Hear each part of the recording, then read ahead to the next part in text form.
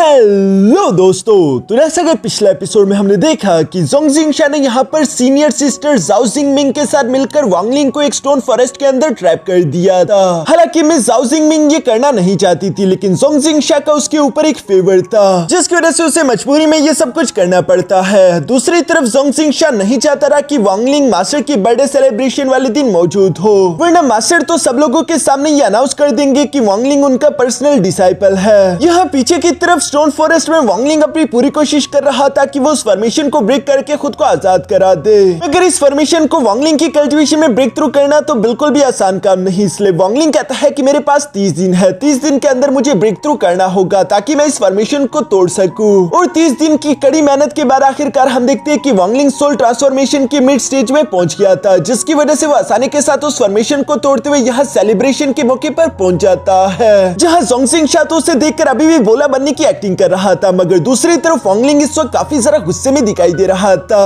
अब आगे तो नेक्स्ट एपिसोड की शुरुआत यहाँ पर बिल्कुल उसी सीन से शुरू होती है, जहाँ वांगलिंग गुस्से में धीरे धीरे आगे की तरफ बढ़ते हुए कह रहा था कि ये मेरी असूल है, मैं बिला वजह किसी से पंगा नहीं करता, लेकिन अगर कोई मुझसे पंगा करे और मुझे तकलीफ पहुंचाने की कोशिश करे तो मैं उसे कभी भी जिंदा नहीं छोड़ता। और ये कहती वांगलिंग ने एक स्पीयर अटैक फॉरेस्ट से जोंगजिंगशा की तरफ चल दिया था, जिसे जाओवन बीच में आते हुए ब्लॉक कर लेता है और वो वांगलिंग से कहने लगा कि बदतमीज, आज के दिन हमारे मास्टर के लिए खुशी का मौका है, लेकिन तुम इसे खराब कर रही हो और इसकी सजा मैं तुम्हें दूंगा। जो कहती जाओवन ने फॉरेस्ट से वहां पर एक अर्थ एलिमेंटल टेक्निक एक्टिवेट कर ली, जिसका इस्तेमाल करते हुए एक बड़ी सी चट्टान को क्रिएट करके फॉरेस्ट से वांगलिंग पर हमला कर देता है। मगर दूसरी तरफ हम देखते हैं कि वांगलिंग ने भी खुद के फॉरबिडन फ्लैग को बाहर की तरफ निकाल लिया था, जिसका इस्तेमाल करते हुए आसानी के साथ उस अर्थ टेक्निक से खुद को बचा लेता है। ये देखकर तो जाओवन या फिर जोंगजिंगशा दोनों को ही अपनी आंखों पर यकीन नहीं आता कि वांगलिंग इतना सारा पावरफुल हो चुका है। दूसरी तरफ वांगलिंग गुस्सा होते हुए जाओवन की तरफ देखते हुए कहता है कि तुमने 2 बार मुझे ऑफेंड किया और अब अगर मैंने तुम्हें जान से ना मारा तो मेरा नाम भी वांगलिंग नहीं। ये कहते हुए वांगलिंग बहुत ही ज्यादा टेरिफाइंग दिखाई दे रहा था, साथ ही उसकी बॉडी से लगातार डीमन फ्लेम अनलीश हो रही थी, जिसे महसूस करके वहां पर मौजूद लोग हैरान होते हुए कहते हैं कि इस लड़के के पास डीमन फ्लेम कहां से आ गई। इवन कि जाओवन के भी घबराहट की वजह से पसीने छूटने लगे थे।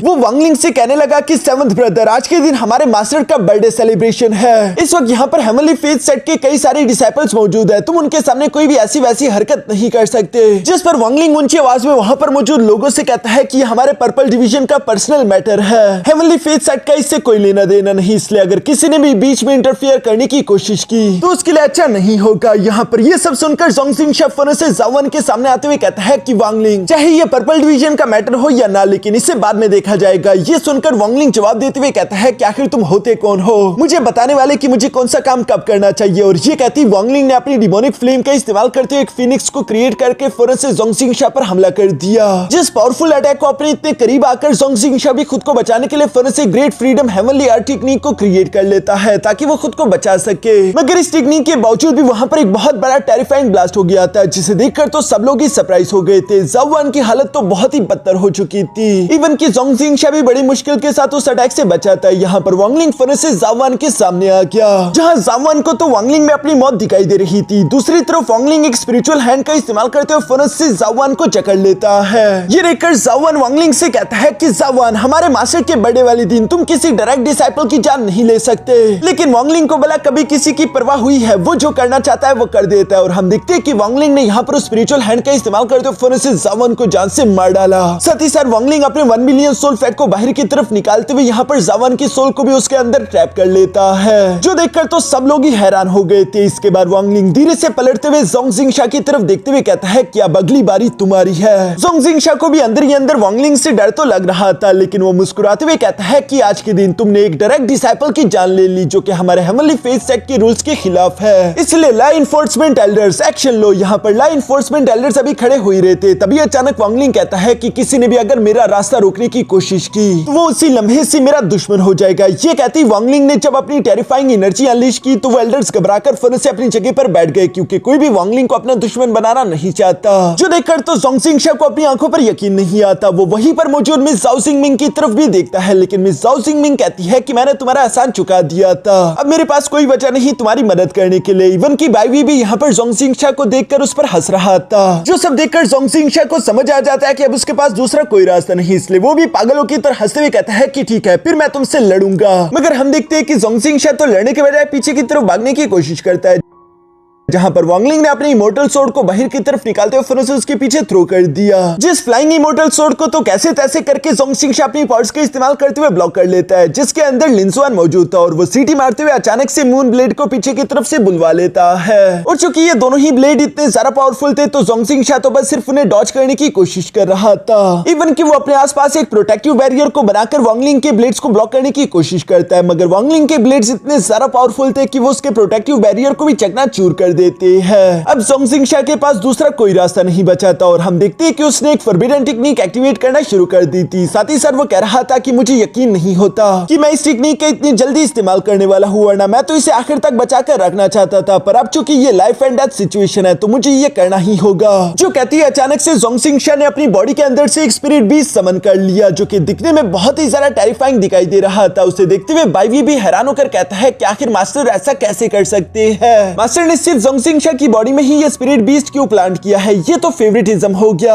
दूसरी तरफ हम देखते हैं कि वो स्पिरिट बीस्ट यहाँ पर अपनी एक उंगली की पावर का इस्तेमाल करते हुए वांगलिंग पर हमला करता है, जहां पर हम देखते हैं कि वांगलिंग ने उसके अटैक को ब्लॉक करने के लिए अपने 1 बिलियन सोल फ्लैग के अंदर से 3 मेन सोल्स को बाहर की तरफ बुलवा लिया था और वो उस अटैक को आसानी के साथ ब्लॉक कर देते हैं। साथ ही वांगलिंग की वो 3 मेन सोल्स आगे की तरफ बढ़ते हुए स्पिरिट बीस्ट पर भी हमला करने की कोशिश करने वाली थी, मगर हम देखते हैं कि वो स्पिरिट बीस्ट तो काफी सारा पावरफुल था, जो कि सिर्फ एक ही पंच में उन तीनों को हिट करते हुए पीछे की तरफ धकेल चुका। जो देखकर तो वांगलिंग भी अपने मन में कहने लगा कि ये अच्छा नहीं हो रहा। वांगलिंग की ये 3 मेन सोल्स अभी उस स्पिरिट बीस्ट के साथ फाइट कर रहे थे, जो कि उन तीनों मेन सोल्स पर भारी भी पड़ रहा था, मगर तभी अचानक हम देखते हैं कि पीछे की तरफ से एक एनर्जी अटैक आकर उस स्पिरिट बीस्ट को हिट करके पीछे की तरफ धकेल देता है। जिस अटैक को देखने के बाद हम देखते हैं कि वो तीनों मेन सोल्स भी वापस से अपने 1 बिलियन सोल फ्लैग के अंदर चली गई और हमें देखने को मिलता है कि वो अटैक किसी और ने नहीं बल्कि सिल्वर हॉर्न थंडर बीस्ट ने किया था, जिसे वांगलिंग ने गॉड शूटिंग चैरियट के साथ बाहर की तरफ समन कर लिया है। यहाँ दोनों तरफ ही इतने पावरफुल बीस्ट एक दूसरे के आमने सामने खड़े थे। वांगलिंग उस स्पिरिट बीस्ट की तरफ देख रहा था, जिसकी आंखें रेड कलर की चमक रही थी। उन आंखों को देखकर वांगलिंग को तो हेवनली मैसेंजर याद आ जाता है, क्योंकि वो भी इसी तरह टेरिफाइंग पावर रखता था।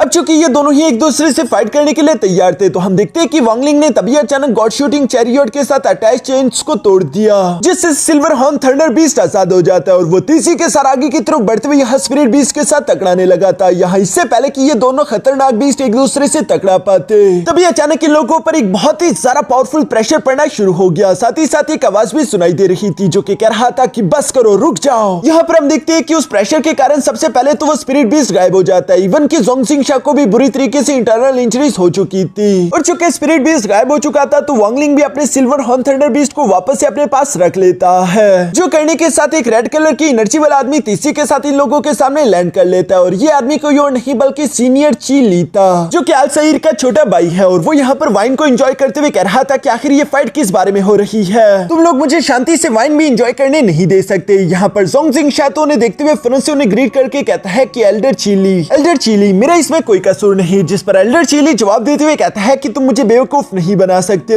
पहले तो तुमने स्पिरिट बीस्ट को फुली रिफाइन करने से पहले इस्तेमाल किया, जो कि तुम्हारे लिए मना था, और ऊपर से तुमने कई सारे रूल्स भी ब्रेक करे हैं। अल-सईर के ऑर्डर के हिसाब से तुम इस बार हेवनली फेस सेट के चाइल्ड कंपटीशन में हिस्सा नहीं ले सकते। जो सुनकर तो ज़ोंगसिंगशा शॉक होते हुए कहता है कि आखिर आप ऐसा कैसे कर सकते हैं, मैंने इस मौके के लिए कई सालों तक कल्टीवेशन की। यह सुनकर तो एल्डर चीली उसे गुस्से से देखने लगे, जिस पर ज़ोंगसिंगशा घबराते हुए फौरन कहता है कि मुझे माफ कर दीजिए, आप जैसा कहें मैं बिल्कुल वैसे ही करूंगा। इसके बाद दूसरी तरफ हम देखते हैं कि एल्डर चीली वांगलिंग की तरफ देखकर जोर जोर से हंसने लगा और वो वांगलिंग से कहता है कि अगर उसने अपने स्पिरिट बीस्ट को समन ना किया होता तो तुम आसानी के साथ इस फाइट को जीत सकते थे। अब मैं देख पा रहा हूँ कि पर्पल डिवीजन का अगला हेवनली फेस सेट चाइल्ड कौन बनेगा। लड़के वाकई में तुम्हें काफी टैलेंट है, यकीनन तुम्हारे मास्टर को तुमसे काफी उम्मीदें होगी। जो सुनकर यहाँ पर वांगलिंग भी उन्हें ग्रीट करने लगा। इसके बाद एल्डर चीली बाकी के सब लोगों से माफी मांगते हुए कहता है कि हमारी वजह से आप लोगों को परेशानी हुई होगी, लेकिन आप लोग इतना दूर से सफर तय करके यहाँ पर आए हो। कल के दिन मेरा बड़ा भाई अल-सईर आप लोगों के सामने लेक्चर देगा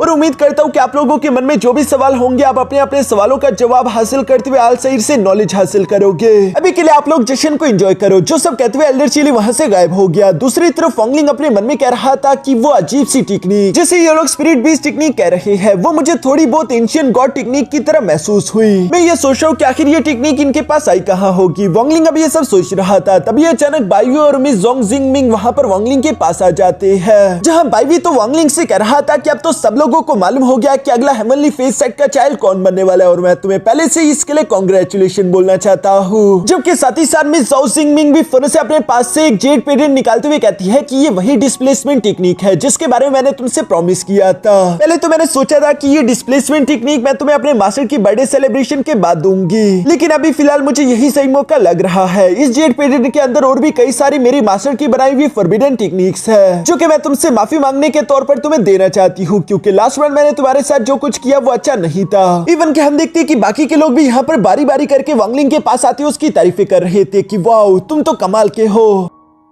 इसके बाद नेक्स्ट सीन में हम देखते हैं जहां वांगलिंग अपने कमरे में बैठकर उस जेट स्लिप की टेक्निक्स को प्रैक्टिस कर रहा था और वो यहाँ पर ग्रेट डिस्प्लेसमेंट टेक्निक को एक्टिवेट करते हुए फन से टेलीपोर्ट करके एक दूर जगह पर पहुंच जाता है। जहां पर पहुंचते हुए वांगलिंग खुश होते हुए कह रहा था कि वाओ ये ग्रेट डिस्प्लेसमेंट टेक्निक तो काफी कमाल की है, इसकी वजह से बस सिर्फ एक ही चुटकी में मैंने 10,000 मील का सफर तय कर लिया। साथ ही साथ उस जेट स्लिप के अंदर सेकंड फॉरबिडन टेक्निक का नाम था 9 ट्रांसफॉर्मेशन इमोर्टल रिफाइनिंग टेक्निक, जिस टेक्निक की मदद से वांगलिंग ऑर्डिनरी इमोर्टल एनर्जी को ट्रांसफॉर्म करके गोल्डन इमोर्टल एनर्जी में कन्वर्ट कर सकता है। हालांकि वांगलिंग ने तो सिर्फ 5 ही घंटे अभी तक इस टेक्निक को प्रैक्टिस करने में लगाए थे, पर बुरी बात यह है कि वांगलिंग इस गोल्डन इमोर्टल एनर्जी और नॉर्मल ऑर्डिनरी इमोर्टल एनर्जी को एक दूसरे के साथ कंबाइन नहीं कर सकता। इसलिए वांगलिंग गोल्डन इमोर्टल एनर्जी को अपने लेफ्ट हैंड में स्टोर करना शुरू कर देता है। इसके बाद आखिरकार आलसाइर के लेक्चर का समय आ जाता है, जहां पर उनके सारे डिसाइपल उनसे नॉलेज हासिल करने के लिए एक जगह पर इकट्ठा हो गए, जहां पर सातों के सातों डिवीजन के डिसाइपल्स आए हुए थे। यहाँ पर वांगलिंग उन सबको देखते हुए अपने मन में कह रहा था कि ये सारे के सारे तो सोल ट्रांसफॉर्मेशन की पीक कल्टीवेटर या फिर हाफ स्टेप असेंडेंट लेवल की कल्टीवेटर्स है। सिर्फ हमारा पर्पल डिवीजन ही सबसे ज्यादा कमजोर है, बाकी के सातों डिवीजन के वॉरियर्स इतने ज्यादा पावरफुल है कि अगर उनमें से कोई एक भी कल्टीवेटर यहाँ से वर्मिलियन बर्ड सिस्टम में चला जाए तो वो तबाही मचा देगा।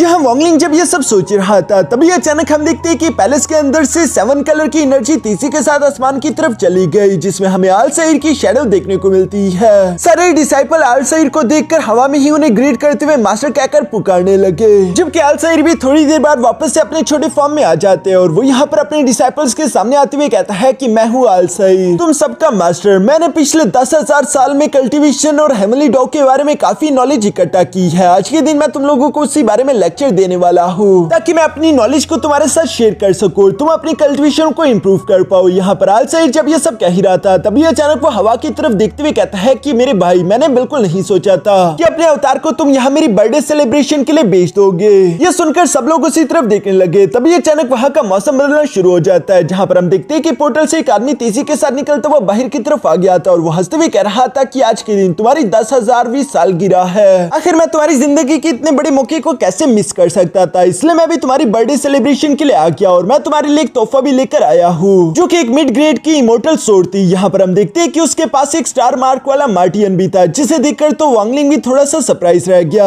वैसे इस आदमी का नाम सन जोंग है, जो कि कल्टीवेशन अलायंस का मैसेंजर है। यहाँ पर हम देखते हैं कि सन जोंग ने जैसे ही वो मिड ग्रेड का इमोर्टल सोर्ड यहाँ पर आलसाइर को पेश किया तो दूसरी तरफ हम देखते हैं कि आलसाइर भी वो तोहफा एक्सेप्ट करने के बाद उसे अपनी येलो डिवीजन के एक डिसाइपल कुनपिंग जी को ऑफर कर देते हैं, क्योंकि उसने पिछले कुछ सालों में काफी मेहनत करके अपनी कल्टीवेशन को इम्प्रूव किया। कुनपिंग जी भी उस ट्रेजर को लेते हुए फन से मास्टर का शुक्रिया अदा करता है। दूसरी तरफ सन जोंग तो ये देखकर जोर जोर से हंसने लगा और वो कहता है कि आलसाइर तुम बिल्कुल नहीं बदले। साथ ही हम देखते हैं कि सन जोंग के पास जो एक स्टार मार्क मार्टियन था वो तीसरी के साथ टेलीपोर्ट करते हुए फन से वांगलिंग के पास आ जाता है, क्योंकि वांगलिंग की बॉडी से उसे एंशियंट गॉड की ऑरा महसूस हो रही थी। और ये star mark Martian ancient gods के लिए काफी ज्यादा वफादार हुआ करते थे और इन्हें एंशियंट गॉड्स पसंद थे, इसलिए ये वांगलिंग को प्यार कर रहा था। वांगलिंग ये देखकर अपने मन में कहता है कि मुझे अपने एंशियंट गॉड के ऑरा को जरा अच्छे से छुपाना चाहिए, लगता है कि ये उसे महसूस कर पा रहा है। साथ ही साथ वो उसे ट्रीट के नाम पर इमोर्टल जेड निकालते हुए पकड़ा देता है, जिसके बाद वो स्टार मार्क मार्टियन वापस से अपने मास्टर के पास चला गया। इसके बाद दूसरी तरफ हम देखते हैं कि आखिरकार आलसाइर का लेक्चर शुरू हो जाता है, जहां पर वो बता रहा था कि हेवनली डो एक कल्टीवेशन का रास्ता है, जिसका फर्स्ट कल्टीवेशन स्टेप की शुरुआत की कंडेंसेशन लेवल से होती है और इस फर्स्ट स्टेप ऑफ कल्टीवेशन की आखिरी सीढ़ी है असेंडेंट लेवल की।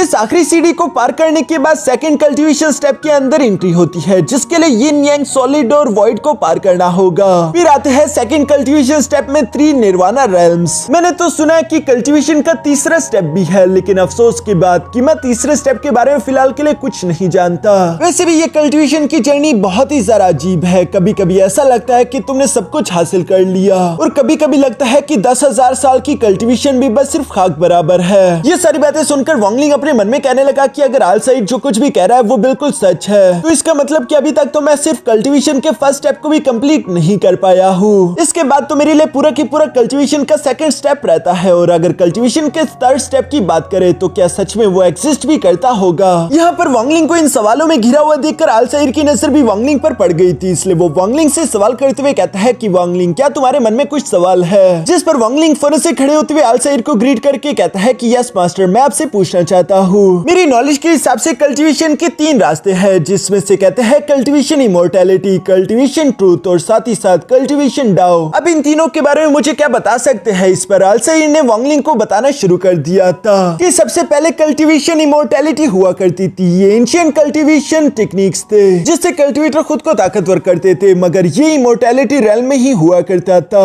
और जब इमोर्टैलिटी रेल्म में तबाही आई और इमोर्टल्स पूरी तरीके से एक्सटिंक्ट हो गए, तो उनके जाने के साथ साथ ये कल्टीवेशन इमोर्टैलिटी भी खो गई और धीरे धीरे जितने भी कल्टीवेटर्स थे वो ऐसे बन गए जो कि बिना रूट्स के दरख्त हो, वो पूरी तरीके से खो चुके थे। तब जन्म हुआ कल्टीवेशन ट्रूथ का। इस कल्टीवेशन टेक्निक में ट्रू एसेंस का इस्तेमाल करते हुए कल्टीवेटर खुद की टेक्निक्स को परफॉर्म करते हुए साथ ही साथ अपने ब्रेक थ्रू करते हैं, जो कि कई सारे कल्टीवेटर परफॉर्म भी कर रहे हैं। और अब सबसे ज्यादा एडवांस में आता है कल्टीवेशन डाओ, जो कि कल्टीवेशन का नया रास्ता है, क्योंकि इसमें एक तीसरे स्टेप की भी बुनियाद रखी गई है, मगर वो स्टेप क्या है इसके बारे में फिलहाल मैं कुछ नहीं जानता। जो चीज जानने के बाद ही हम लोग ये कह पाएंगे कि हमने हेवनली डाओ को पूरी तरीके से समझ लिया है। मैं खुद भी अभी उसी प्रोसेस के दरमियान हूँ। वांगलिंग, क्या इसके सिवा तुम्हें कुछ पूछना है? इस पर वांगलिंग सवाल करते हुए पूछता है कि आखिर आपको ऐसा क्यों लगता है कि कल्टीवेशन का तीसरा स्टेप भी एग्जिस्ट करता है? जिस पर आलसाइर जवाब देते हुए कहता है क्योंकि कई अरसे पहले मैं एक ऐसे इंसान से मिला था जो कि कल्टीवेशन के तीसरे स्टेप में इंटर कर गया था। वो ऐसे दिखाई दे रहा था जैसे कि हवा में कोई फूल खिल चुका हो,